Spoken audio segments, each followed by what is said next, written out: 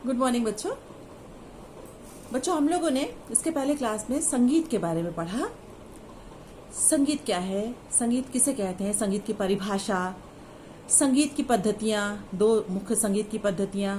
उसके बाद हम लोगों ने संगीत का रूप, क्रियात्मक रूप और शास्त्र पक्ष पढ़ा था। क्रियात्मक रूप और शास्त्र पक्ष में हम लोगों ने ये पढ़ा था कि क्रियात्मक रूप किसे कहते हैं, जिसमें क्रियात्मक रूप प्रदर्शित किया जाता है। जैसे हम लोग गायन, वादन, नृत्य इत्यादि करते हैं तो ये क्रियाएं हैं, ये क्रियाएं हम लोग प्रदर्शित करते हैं, वो क्रियात्मक रूप में रखा गया है। और शास्त्र पक्ष जिसमें शास्त्र संबंधित चीजें रहती हैं, जैसे परिभाषाएं हैं, निबंध हैं, या फिर जीवनियां हैं, किसी की आत्मकथा है, किसी की जीवनी है। तो ये सारी चीजें जो लिखित सामग्री है या अध्ययन अध्यापन संबंधित चीजें हैं, वो आपके शास्त्र पक्ष में आ गया और इसको सैद्धांतिक भी कहते हैं। तो इस तरह से हमारे सैद्धांतिक और क्रियात्मक दो रूप संगीत के हो गए। ठीक है बच्चों।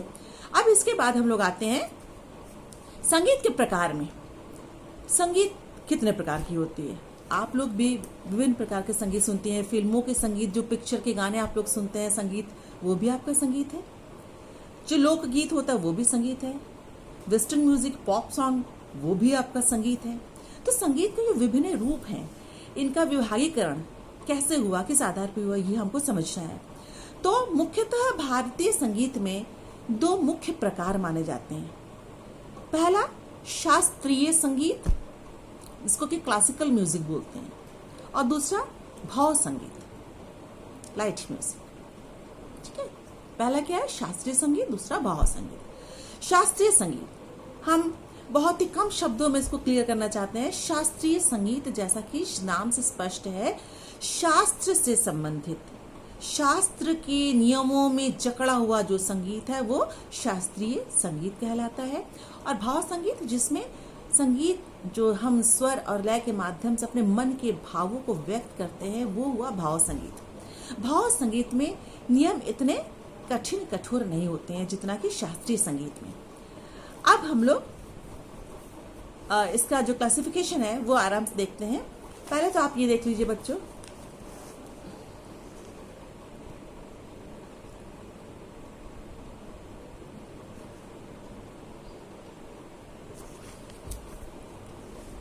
शास्त्रीय संगीत और भाव संगीत। शास्त्रीय संगीत के बारे में आइए हम लोग चर्चा करते हैं। शास्त्रीय संगीत उसे कहते हैं जिसमें एक नियमित शास्त्र होता है। जैसा कि मैंने अभी आपको बताया कि शास्त्र संबंधित विशेष नियमों का पालन करना पड़ता है। इसमें यह संगीत थोड़ा सा कठिन होता है, इसमें कुछ खास नियमों को पालन करने की आवश्यकता होती है।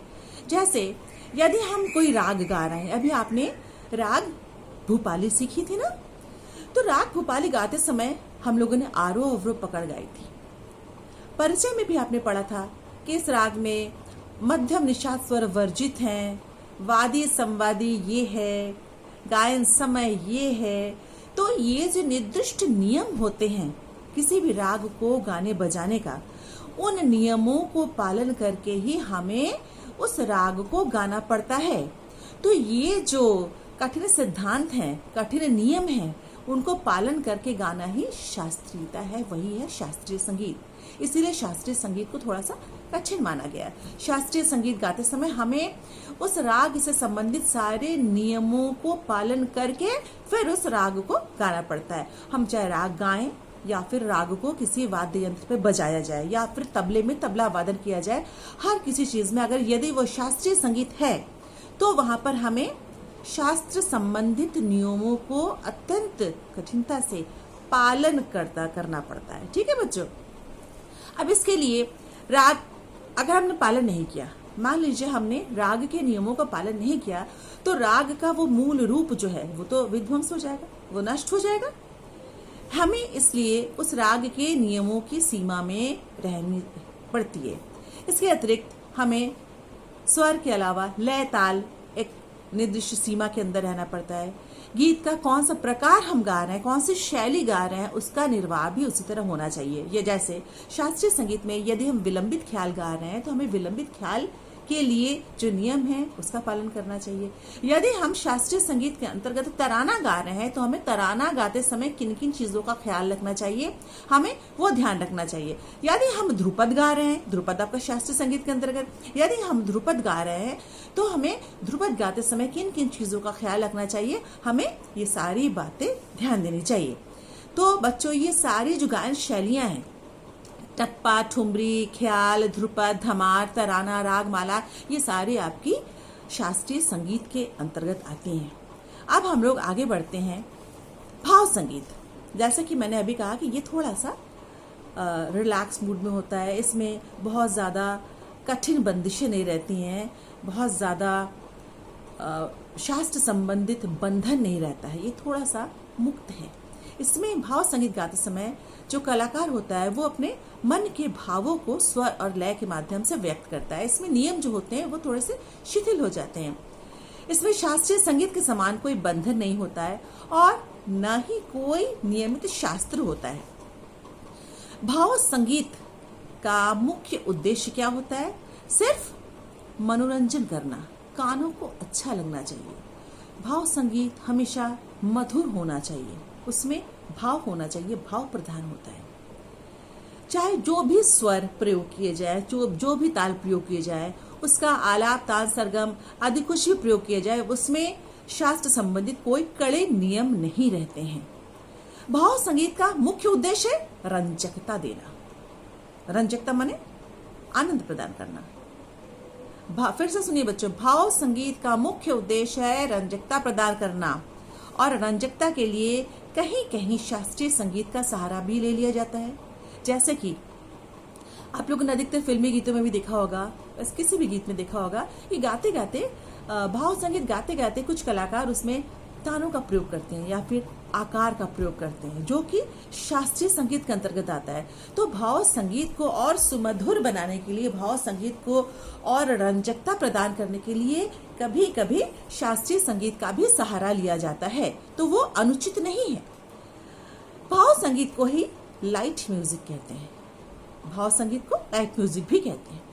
अब आइए, भाव संगीत को 3 भागों में बांटा जाता है। वो कौन कौन से 3 भाग हैं? चित्रपट संगीत, लोक संगीत और भजन गीत। एक बार ध्यान से देखिए, चित्रपट संगीत, लोक संगीत और भजन गीत, गजल, कव्वाली इत्यादि। अब चित्रपट संगीत क्या है? चित्रपट माने वह गीत जो चित्रपट में दर्शाया जाता हो, अर्थात वह गीत, संगीत, नृत्य जो फिल्मी पर्दे पर दिखाया जाता हो। चित्रपट माने फिल्म। जो भी संगीत सिनेमा में, चित्रपट में, फिल्मों में दर्शाया जाता है वो चित्रपट संगीत के अंतर्गत आ जाता है। तो यहाँ पर चित्रपट संगीत और शास्त्रीय संगीत में बहुत फासला आ जाता है। जहाँ शास्त्रीय संगीत में एकदम कठिन, कठोर नियमों का बंधन रहता है, वहीं पर फिल्मों में आने के बाद उस संगीत में एकदम नियमों में शिथिलता आ जाती है, मिश्रण हो जाता है कई चीज़ों का, कई चीज़ें उसमें मिक्स कर जाती हैं सॉरी। तो व्यापक अर्थ में जब कोई गीत फिल्म के पर्दे पर आ जाता है, फिल्मी संगीत में आ जाता है, पिक्चर में आ जाता है, तो फिर वो चित्रपट संगीत कहलाता है। और इसका उदाहरण एक बता सकते हैं, जैसे अभी आपने सुना होगा, उसमें बहुत पुराना है, बैजू बावरा के गाने, आज गावत मन में, रोझनक झनक पायल बाजे, बहुत हिट गाने हैं। ये सब आपके पिक्चर के गाने हैं, लेकिन है ये शास्त्रीय संगीत है। पिक्चर में आने के बाद, फिल्मों में आने के बाद, फिल्म संगीत में पदार्पण के बाद तुरंत ये चित्रपट संगीत के अंतर्गत आ जाते हैं, क्योंकि इनका प्रयोग चित्रपट में हो चुका है। अब बच्चों, अब इन फिल्मी गीत ही जो चित्रपट संगीत हैं, ये भी बहुत आसान नहीं होते हैं। चित्रपट संगीत की भी अपनी निजी कुछ विशेषताएं होती हैं, जो इस प्रकार हैं।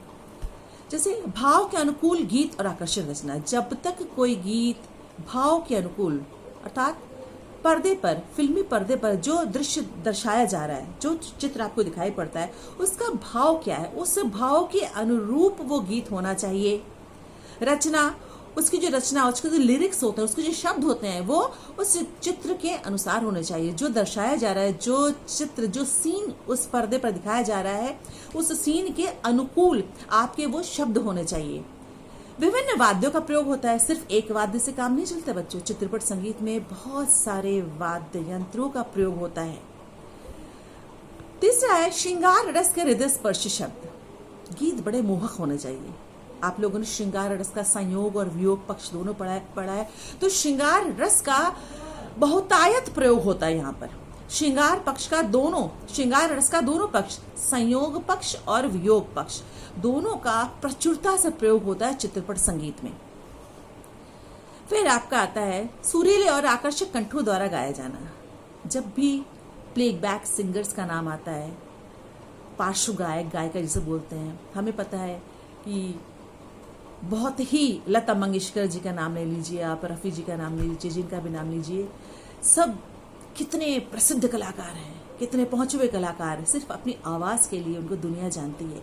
तो चित्रपट में आने के लिए आवाज़ का मधुर होना, सुरीला होना, कंठ का बहुत ही आकर्षक होना, सुरीला होना, मधुर होना बहुत ही आवश्यक है। फिर ध्वनिबद्ध रिकॉर्डिंग जब होती है, क्योंकि बिना रिकॉर्डिंग के तो गाना होता नहीं है, कि एक कक्ष में रिकॉर्डिंग होती है, फिर उसको पिक्चर पर दर्शाया जाता है।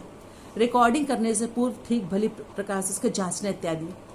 जिन गीतों में ये सारी विशेषताएं होती हैं और जिनका प्रयोग चित्रपट में होता है, उन्हें फिल्मी गीत कहते हैं या फिर चित्रपट संगीत कहते हैं। इन्हीं सब विशेषताओं के कारण जो साधारण जनता हमारी होती है, वो फिल्मी गीतों की ओर ज्यादा आकर्षित होती है। कारण क्या है? एक तो फिल्मी गीत मधुर होते हैं, उनके शब्द श्रृंगार रस के दोनों पक्षों पर आधारित होते हैं और बहुत ढेर सारे वाद्य यंत्रों का सहारा लिया जाता है। और संगीत के साथ साथ पार्श्व में हम लोग चित्र भी देखते हैं। चित्रपट संगीत माने हम पिक्चर में वो सीन भी देखते हैं साथ साथ, और वो गाना चलता रहता है, इसलिए वो ज्यादा ही अट्रैक्टिव होता है, वो ज्यादा ही आकर्षित होता है। और इसीलिए जो साधारण जनता है वो शास्त्रीय संगीत की अपेक्षा चित्रपट संगीत की ओर ज्यादा आकर्षित होती है। अब बच्चों आइए हम लोग लोकगीत की तरफ बढ़ते हैं। लोकगीत एक ग्रामीणों का गीत है। ये ग्रामीण गांव का गीत होता है। इसमें पुराने गांव में जो पुराने रीति रिवाज के चले आ रहे हैं, पुराने रीति रिवाज परंपराएं जो होती हैं, जैसे शादी के गीत या फिर जब संतान पैदा होता है किसी के घर में, तो वो खुशी में जो गीत गाए जाते हैं। गांव में विभिन्न प्रकार के विभिन्न अवसरों पर गाए जाने वाले गीत मिलते हैं, विभिन्न संस्कारों पर, जैसे कजरी, आल्हा, बिरहा, लोरी, बाउल, माहिया, भाटियाली, माझी लोकगीत कहलाते हैं। ये विभिन्न अंचलों में अलग अलग नामों से जाने जाते हैं। मुख्यतः ये बात स्पष्ट है कि लोकगीत क्या है कि ग्रामीण अंचल में जो उस निर्दिष्ट अंचल की भाषा होती है, उसी भाषा में गाए जाने वाले गीत सब लोकगीत कहलाते हैं। और इन लोकगीतों में वहाँ की झांकियां मिलती हैं, इनके शब्दों में वहाँ की उस जगह की झांकियां दिखाई पड़ती है गीतों के माध्यम से। इनका स्वरूप बड़ा सरल होता है, भाव दिल को छूते हुए होते हैं, और कुछ स्वरों के अंदर लय भी होता है। सीमित स्वरों से, लय से लोकगीत के भावों को स्पष्ट किया जाता है। इन गीतों को सुनते ही साधारण व्यक्ति झूमने लगता है, क्योंकि बड़ा लयबद्ध होता है, रिदमिक होता है। इसलिए लोकगीतों के साथ साथ ढोलक का अधिक प्रयोग होता है, तबले की बजाय ढोलक का अधिक प्रयोग होता है। अब आते हैं हम लोग भजन गीत की तरफ। भजन गीत में शास्त्रीय संगीत की तरह बहुत कठोर बंधन नहीं होता है। इसमें मेनली क्या होता है, भजन में ईश्वर की स्तुति, उपासना। बच्चों, हम लोग जब ईश्वर के सामने बैठते हैं, हाथ जोड़ के बैठते हैं, तो हम लोग भजन गाते हैं ना। तो ये भजन क्या है? हमारा आंख बंद करके, हाथ जोड़ करके ईश्वर से प्रार्थना करना, उपासना करना। और ऐसे समय में यदि हम ईश्वर की स्तुति करते हैं, तो वो सीधा हमारा जो चैनल है ईश्वर से आत्मा से परमात्मा, वो चीज संभव हो पाती है। इसीलिए भजन गाते समय हमें एकदम आंख बंद करके ईश्वर में लीन होकर भजन गाना चाहिए। भजन गाते समय उसमें ईश्वर की स्तुति संबंधी चीजें हो। भजन माने ईश्वर की प्रेयर, प्रार्थना, ईश्वर से प्रार्थना, ईश्वर से संबंधित, भगवान से संबंधित चीजें होती है, उसे भजन कहा जाता है। उसको ऐसी कविताओं को स्वर तालबद्ध करके गाया जाता है। और वो गीत, वो बंदिशें, वो रचनाएं जिसमें भजन नहीं है, वो साधारण गीत हैं, जैसे प्रकृति से संबंधित, लहलहाते पेड़ों से संबंधित, या किसी वस्तु से, या किसी व्यक्ति विशेष से संबंधित, या आपकी संसार में जो चीजें चल रही हैं उससे संबंधित कोई चीज, उस पर कोई गाना हो तो वो गीत कहलाता है। और इसके भी शब्द बड़े आकर्षक होते हैं, भावानुकूल शब्दों द्वारा गीत की रचना होती है। इसके अलावा ऐसे ही गीत यदि वो उर्दू भाषा में हो जाते हैं तो वो गजल कहलाते हैं। इसी तरह से ये जो गीत गजल भजन गीत होते हैं, ये आपके अधिकतर दादरा ताल, कहरवा ताल और कभी कभी छप ताल में भी सुनाई पड़ते हैं। इनमें किसमें, गीतों में भजन, गीत, गजल, इनमें और चित्रपट संगीत में मुख्य अंतर ये है कि इनकी तुलना में चित्रपट गीतों की रचना बहुत चलती फिरती और शब्द सस्ते ढंग के होते हैं। कभी कभी आप लोगों ने ये महसूस किया होगा कि उसमें जो शब्द होते हैं बड़े अशोभनीय होते हैं, वो सुनने में अच्छा नहीं लगता। तो फर्क यही है, जो भजन, गीत, गजल आदि के शब्द होते हैं वो थोड़े से अच्छे होते हैं, स्पष्ट होते हैं। और चित्रपट संगीत में उसके जो शब्द, कभी कभी, जरूरी नहीं है कि सब गीतों में, चित्रपट संगीत के कुछ गीतों में शब्द कुछ सस्ते ढंग के होते हैं। तो बच्चों, आज हम लोगों ने शास्त्रीय संगीत के प्रकार, भाव संगीत के प्रकार, ये सारी चीजें पढ़ ली। हमारा संगीत का चैप्टर यहीं पर खत्म होता है। कल हम लोग दूसरे विषय का अध्ययन करेंगे। तब आज यहीं पर हमारा क्लास खत्म होता है। Take care.